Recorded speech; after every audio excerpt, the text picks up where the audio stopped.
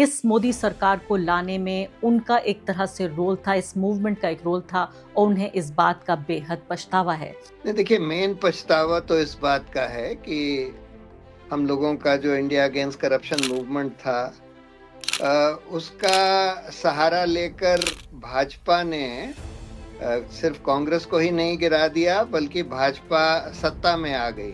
बहुत सारे लोग उस वक्त जो नजदीक से इसको देख रहे थे वो यहाँ तक कहते थे कि जो बसें भर भर के लोग आते थे इस आंदोलन में हिस्सा लेने के लिए, वो आरएसएस के जरिए ये बसें भेजी गई थी। उसमें बाकायदा नाम लिखा होता था राष्ट्रीय स्वयंसेवक संघ का कि ये रामदेव और ये श्री श्री रविशंकर भाजपा के ही एक तरह से समर्थक थे।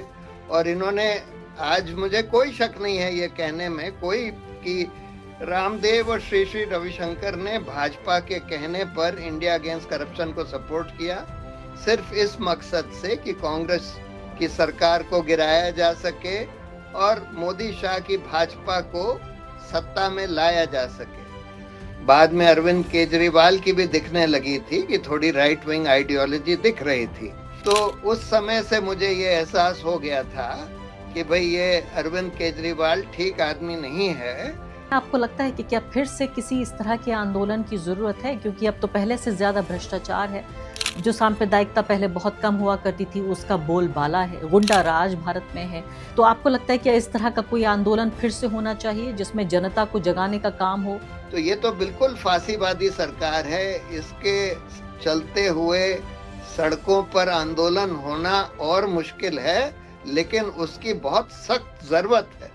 नमस्कार, इस खास कार्यक्रम में आपका स्वागत है। मैं हूं आरफा खानम शेरवानी। 2025 बिल्कुल ख़त्म होने वाला है और शायद ऐसा लगता है कि जब साल ख़त्म हो रहा होता है तो बहुत सारी पुरानी अच्छी चीज़ें और ख़राब चीज़ें, गलतियां और साथ साथ जो अचीवमेंट्स होते हैं वो याद आने लगते हैं। ऐसा लगता है कि ऐसा कुछ प्रशांत भूषण के साथ भी हो रहा है। उनका एक ट्वीट जो कि वायरल हो रहा है, और वो सिर्फ ये उनका ट्वीट नहीं है बल्कि पूरा जिसे अन्ना आंदोलन कहा गया, उसके ऊपर पहली बार शायद एक अन्ना आंदोलन के सदस्य ने इतना खुलकर अपना पछतावा जाहिर किया है। उन्होंने अपने ट्वीट में बाकायदा लिखा है, मनमोहन सिंह की बरसी पर या उनकी सालगिरह पर उन्होंने ये ट्वीट किया और एक पोस्टर के साथ इस ट्वीट को उन्होंने सामने रखा। उसमें कहा कि he was a humble, decent, well educated and well meaning man. यानी वो कितने सभ्य और बेहतरीन इंसान थे और कितने अच्छे बर्ताव वाले इंसान थे।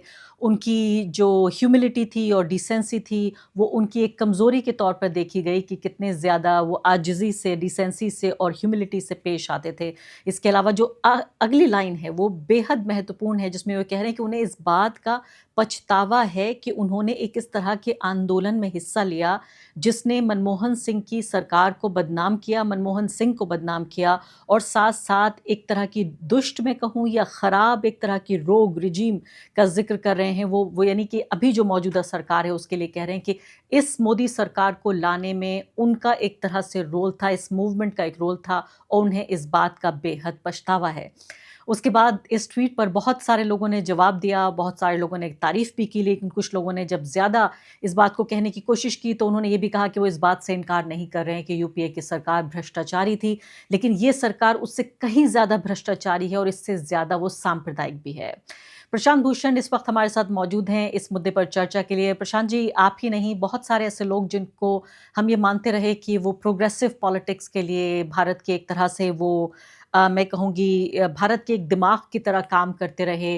वो लोग अन्ना आंदोलन में शामिल हुए जिसे इंडिया अगेंस्ट करप्शन भी कहा जाता है। अरविंद केजरीवाल उसके सर्वे सर्वा थे। फिर उसके बाद उन्होंने एक पॉलिटिकल पार्टी भी बनाई, योगेंद्र यादव से लेकर मैं कहूँगी रामदेव, इसके अलावा कुमार विश्वास जो आजकल गांधी फैमिली को के साथ लगभग गाली गलौज कर रहे हैं। इसके अलावा श्री श्री रविशंकर, राम जेठमलानी और शाजिया इल्मी, बहुत सारे ऐसे लोग थे। सबने अलग अलग अपनी राह पकड़ ली, लेकिन आप एक ऐसे व्यक्ति हैं जो कह रहे हैं कि उन्हें पछतावा है। किस बात का पछतावा है आपको? नहीं, देखिए, मेन पछतावा तो इस बात का है कि हम लोगों का जो इंडिया अगेंस्ट करप्शन मूवमेंट था, उसका सहारा लेकर भाजपा ने सिर्फ कांग्रेस को ही नहीं गिरा दिया, बल्कि भाजपा सत्ता में आ गई। और ये वो भाजपा नहीं है जो अटल बिहारी वाजपेयी की भाजपा थी, बल्कि ये मोदी शाह की भाजपा है, जिसने हमारे देश को मतलब इतना नुकसान पहुंचाया है, हमारी सभ्यता को, हमारे संविधान को, हमारे मौलिक अधिकारों को इतना नुकसान पहुंचाया है। और भ्रष्टाचार तो खैर और बढ़ गया है। हम लोगों का भ्रष्टाचार के खिलाफ आंदोलन था, और उस समय ये आंदोलन था जिस समय यूपीए सरकार में सचमुच बहुत भ्रष्टाचार था। लेकिन दुर्भाग्य की बात यह है, मतलब सबसे बड़े दुर्भाग्य की बात यह है कि उस आंदोलन का फायदा उठाकर, उस आंदोलन को सपोर्ट करके भाजपा और उसके इर्द गिर्द जो लोग होते थे, जो कि मैंने उस समय इतना गौर से नहीं देखा था कि ये रामदेव और ये श्री श्री रविशंकर भाजपा के ही एक तरह से समर्थक थे। और इन्होंने, आज मुझे कोई शक नहीं है ये कहने में कोई, कि रामदेव और श्री श्री रविशंकर ने भाजपा के कहने पर इंडिया अगेंस्ट करप्शन को सपोर्ट किया, सिर्फ इस मकसद से कि कांग्रेस की सरकार को गिराया जा सके और मोदी शाह की भाजपा को सत्ता में लाया जा सके। तो मुझे उसका मेन अफसोस है। इसका भी थोड़ा अफसोस है कि मनमोहन सिंह को पर्सनली हम लोगों ने बहुत सारे भ्रष्ट नेताओं को टारगेट किया था, उनमें से मनमोहन सिंह को भी टारगेट किया गया था। ये नहीं बोला गया था कि मनमोहन सिंह खुद भ्रष्ट थे, लेकिन उन्होंने ये भ्रष्टाचार होने दिया। उन्होंने अपनी आंख मूंद ली और भ्रष्टाचार होने दिया। तो जब मैं ये कहता हूं कि मनमोहन सिंह बहुत डिसेंट, हम्बल और वेल मीनिंग आदमी थे, ये बात सही है। ये भी बात सही है कि उनके प्रधानमंत्री के समय बहुत भ्रष्टाचार यूपीए सरकार में हुआ और उन्होंने उस पर अपनी आंख मूंद ली। लेकिन ये शायद उनको लगता होगा कि ये कोएलिशन पॉलिटिक्स का एक कंपल्शन है कि उनको इसके लिए अपनी आंख मूंदनी पड़ेगी, और शायद उनको इतना एहसास भी ना हो कि कितना ज्यादा व्यापक भ्रष्टाचार उस समय हो गया था यूपीए सरकार के दूसरे टर्म में। लेकिन आप ये कहने की कोशिश कर रहे हैं कि अगर आपकी नज़र में वो एक भ्रष्ट सरकार थी भी, या उस सरकार के उन प्रधानमंत्री के नाक के नीचे भ्रष्टाचार हुआ, इसका मतलब ये नहीं है कि उससे भी ज़्यादा भ्रष्ट और उसके अलावा फाशीवादी भी आप कह चुके हैं मोदी सरकार को। आप बहुसंख्यकवादी तो कहते ही रहे हैं, आप कह रहे हैं इस तरह की रोग यानी दुष्ट सरकार को, दुष्ट पॉलिटिकल पार्टी को सरकार में लाया गया। आपको इस बात का पछतावा है कि आप एक उस आंदोलन का हिस्सा रहे। क्या हुआ था प्रशांत भूषण उस वक्त, क्यों नहीं आप ये देख पाए कि ये लोग भाजपा समर्थक हैं? आपने दो लोगों का तो जिक्र किया, आप कह रहे हैं रामदेव और श्री श्री रविशंकर, लेकिन क्या कुमार विश्वास उनमें से एक नहीं थे? क्या वो नहीं देख पाए? इसके अलावा किरण बेदी क्या वैसी नहीं थी? इसमें तो बहुत सारे ऐसे लोग हैं, शाजिया इल्मी भी इसमें बढ़ चढ़ कर हिस्सा ले रही थी। कुछ लोग आंदोलन से जुड़े, कुछ पॉलिटिकल पार्टी जब बन गई थी तब आए। तो ये क्या ऐसी वजह थी, क्या ऐसी बात थी आप नहीं देख पाए? बहुत सारे लोग उस वक्त जो नजदीक से इसको देख रहे थे, वो यहाँ तक कहते थे कि जो बसें भर भर के लोग आते थे इस आंदोलन में हिस्सा लेने के लिए, वो आरएसएस के जरिए ये बसें भेजी गई थी, उसमें बाकायदा नाम लिखा होता था राष्ट्रीय स्वयंसेवक संघ का। श्री श्री रविशंकर या रामदेव के बारे में मुझे उनकी पृष्ठभूमि के बारे में इतना आइडिया नहीं था। और दूसरी बात, जहां तक कुमार विश्वास या शाजिया इल्मी का तो कोई कोई खास पॉलिटिकल हिस्ट्री नहीं थी। कुमार विश्वास का भी मुझे कोई ऐसा आइडिया नहीं था कि वो भाजपा के इतने समर्थक हैं। कुछ कुछ उनकी आइडियोलॉजी कभी कभी ऐसी दिखती थी कि जैसे उनकी राइट विंग आइडियोलॉजी हो।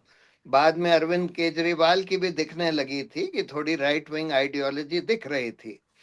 लेकिन ये मुझे एहसास नहीं था कि ये लोग भाजपा के कहने पर या इनका भाजपा के संग कुछ सांठगांठ है, और भाजपा के कहने पर ये लोग इंडिया अगेंस्ट करप्शन के समर्थन में आए हैं, और इनका सिर्फ एक ही मकसद है कि भाई किसी तरह से भाजपा की सरकार बन जाए।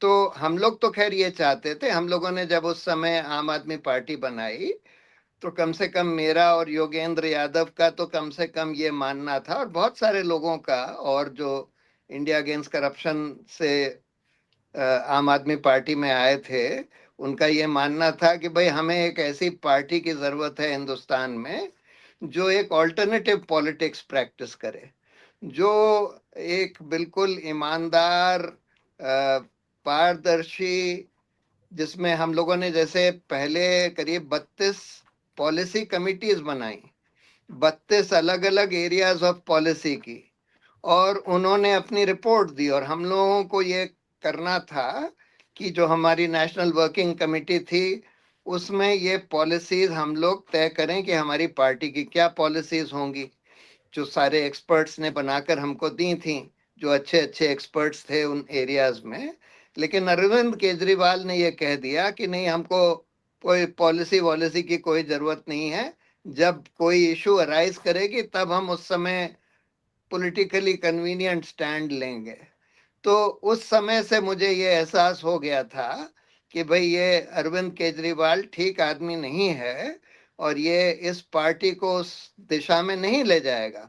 उसके बाद तो फिर हम ये भी देखते गए कि भाई इन्होंने लोकपाल को भी छोड़ दिया, पारदर्शिता को भी छोड़ दिया, इंटरनल पार्टी डेमोक्रेसी को भी छोड़ दिया, और उसके बाद भ्रष्टाचार में भी लिप्त हो गए। जब इनकी सरकार बन गई तो कुछ दिन बाद भ्रष्टाचार में भी लिप्त हो गए, और ऐसे ऐसे लोगों को टिकट दे दिया जो कि बेसिकली रियल एस्टेट डीलर्स थे, जिनका सिर्फ एकमात्र उनकी क्वालिफिकेशन ये थी कि उनके पास पैसा था।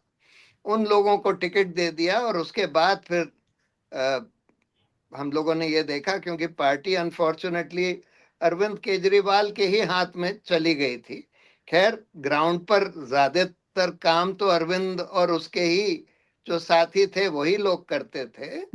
तो उस समय ऑब्वियसली मैं तो खैर ऐसी पार्टी में नहीं रह सकता था जो कि एक नॉर्मल पॉलिटिकल पार्टी जो हर तरह का भ्रष्टाचार भी करे, पारदर्शिता भी ना रखे, इंटरनल डेमोक्रेसी भी ना रखे, वगैरह वगैरह। तो उन्होंने पूरा हमारा मूवमेंट को बिट्रे कर दिया। बिट्रे कर दिया। प्रशांत जी, जी हाँ, आप ये कह रहे हैं बहुत बड़े मौके के तौर पर आप एक ऑल्टरनेट पॉलिटिक्स, एक वैकल्पिक राजनीति का सपना आप देख रहे थे, और इस दौर में ये नहीं देख पाए कि बीजेपी आरएसएस एक तरह से स्पॉन्सर्ड, क्या मैं इस सेंटेंस को इस तरह कह सकती हूँ? कई लोग जो इस आंदोलन से जुड़े रहे, जिन्होंने दूर से देखा इस आंदोलन को, वो कहते हैं कि पूरे तरीके से ये लोग शिकार हुए, जो हमारे एक्टिविस्ट हैं, इसमें आपका, योगेंद्र यादव का, बाकी कई लोगों का नाम लिया जाता रहा है, और ये पूरे तरीके से भाजपा और आरएसएस स्पॉन्सर्ड ये एक तथाकथित आंदोलन था, जिसमें अन्ना हजारे तक भाजपा स्पॉन्सर्ड थे। क्या इसको एक सिंपल वाक्य में कहा जा सकता है? नहीं, देखिए, इसमें ये बात सही है कि भाजपा और आरएसएस ने तो डेफिनेटली ये प्लानिंग करी थी कि इस मूवमेंट का इस्तेमाल करके कांग्रेस पार्टी को सत्ता से हटा दिया जाए। और उन्होंने ही रामदेव और श्री श्री रविशंकर और शायद कुछ और लोगों को भी प्रॉप अप किया होगा। लेकिन ये बात सही नहीं है कि इस मूवमेंट में जो लोग आए, बहुत सारे बहुत अच्छे अच्छे लोग आए इस मूवमेंट को सपोर्ट करने के लिए, वो सब तो इस सपने के साथ आए, मेजॉरिटी लोग उस सपने के साथ आए थे कि भाई हम लोग एक वैकल्पिक राजनीति स्थापित करेंगे, भ्रष्टाचार को खत्म करेंगे, लोकपाल बनाकर भ्रष्टाचार खत्म करेंगे। ये सोचकर लोग नहीं आए थे कि भाई हम कांग्रेस को हटाकर भाजपा को ले आएंगे। ये तो कुछ लोगों की सोच हो सकती है उनमें से, लेकिन जो vast majority India against corruption movement में थे और जिन्होंने आम आदमी पार्टी शुरू में ज्वाइन करी, वास्ट मेजॉरिटी ये सोच के नहीं आए थे। आपकी बात दुरुस्त है, लेकिन मुझे बताइए, क्या 14 साल बाद क्या ईमानदारी से ऐसा नहीं होना चाहिए कि आपके जैसे लोग जो ये सोचते हैं कि उनसे गलती हुई, आपने तो इतनी हिम्मत दिखाई, ये बहुत बहादुरी का काम है और ईमानदारी का काम है कि आपने आखिरकार इसमें एक पब्लिक एक तरह से अपॉलॉजी, एक पब्लिक रिग्रेट आपने जाहिर किया। लेकिन क्या वाकई कलेक्टिव तरीके से आना चाहिए उन तमाम लोगों को जिनको ये एहसास है, जो आपके जैसे लोग हैं, जिन्होंने इंडिया अगेंस्ट करप्शन में हिस्सा लिया, उसके बाद आम आदमी पार्टी बनी, और उससे कहीं ज़्यादा बदतरीन चीज़ आपकी नज़र में, आपके शब्दों में, ये हुई कि इस तरह की एक सरकार बनी जिसमें गुंडागर्दी, फाशिज्म, सांप्रदायिकता, बहुसंख्यकवाद और साथ साथ करप्शन भी उससे कहीं ज्यादा है। आपको लगता है कि एक कलेक्टिव अपॉलॉजी होनी चाहिए, एक सामूहिक माफी होनी चाहिए? देखिए, अपॉलॉजी कोई ऐसा जरूरी नहीं होता, लेकिन ये तो एहसास बहुत सारे लोगों को है कि अनफॉर्चुनेट इसका एक फॉल आउट ये हुआ कि कांग्रेस पार्टी गिरी और उससे कहीं बदतर सरकार यहाँ सत्ता में आ गई, कहीं बदतर। क्योंकि कांग्रेस पार्टी में भ्रष्टाचार था या यूपीए में भ्रष्टाचार था, लेकिन काफी भ्रष्टाचार था, लेकिन और सब जो चीज हो रही है, अब तो खैर भ्रष्टाचार भी बढ़ गया है, लेकिन उससे और भी खतरनाक चीजें इस मौजूदा भाजपा सरकार ने करी हैं कि हिंदुस्तान में तो बिल्कुल सांप्रदायिकता, हर तरह का मतलब एक दंगई कल्चर प्रमोट किया गया है, mob lynching culture, scientific temper को बिल्कुल खत्म कर दिया गया है, और हमारी पूरी सभ्यता पर ही हमला हो रहा है। सिर्फ हमारे लोकतंत्र और संविधान पर नहीं, हमारी पूरी सभ्यता पर हमला हो रहा है। तो ये एक बहुत अनफॉर्चुनेट फॉल आउट हुआ। जो लोग इस मूवमेंट में आए थे, ज्यादातर लोगों को ये एहसास नहीं था कि इस मूवमेंट का फॉल आउट ये होगा कि एक ऐसी पार्टी सत्ता में आ जाएगी जो कि इस तरह का काम करे। वो लोग तो बिल्कुल स्वच्छ हृदय से आए थे कि भाई हम भ्रष्टाचार मिटाएंगे, इस देश में एक दूसरे तरह की ऑल्टरनेटिव पॉलिटिक्स कायम करेंगे। तो इसलिए अ, अ, ये कोई जरूरी नहीं है कि सब लोग अपॉलजी एक्सप्रेस करें, क्योंकि ये एक अनफॉर्चुनेट फॉल आउट हुआ है। लेकिन प्रशांत जी, ये कोई इसी मैं कहती हूँ कि ऐसी भूल या इस तरह इसको नज़रअंदाज कर देना या दूरअंदेशी ना हो पाना, तमाम नेक नियति के बावजूद देश को तो बड़ी कीमत इसकी अदा करनी पड़ी। इसमें आपके जैसे लोग भी शामिल हैं, लेकिन बड़ी तादाद में आप देखिए करोड़ों लोग ऐसे हैं जो उस वक्त दूरअंदेशी ना होने की वजह से वो इस वक्त भुगत रहे हैं। अब मेरा अगला सवाल आपसे ये है कि आम आदमी पार्टी के लिए आपने ये कहा कि एक नॉर्मल सी पार्टी, एक सामान्य सी पार्टी, आप कह रहे हैं बाद में उनके ऊपर भ्रष्टाचार जिसके अगेंस्ट पूरी पार्टी खड़ी हुई वो उसके भी आरोप लगे, लेकिन ये तो पार्टी उसी इंडिया ब्लॉक का हिस्सा भी ऑन एंड ऑफ होती है, इलेक्शन लड़ रहे हैं इंडिया ब्लॉक के साथ मिलकर। तो फिर तो यही फुल सर्कल जिसे हम कहते हैं कि लाइफ का और ये पॉलिटिक्स का वही फुल सर्कल आ गया। आम आदमी पार्टी के बारे में अभी भी आपकी वही राय है जो पहले हुआ करती थी, या इंडिया ब्लॉक में शामिल होने के बाद बदली है आपकी नजर में?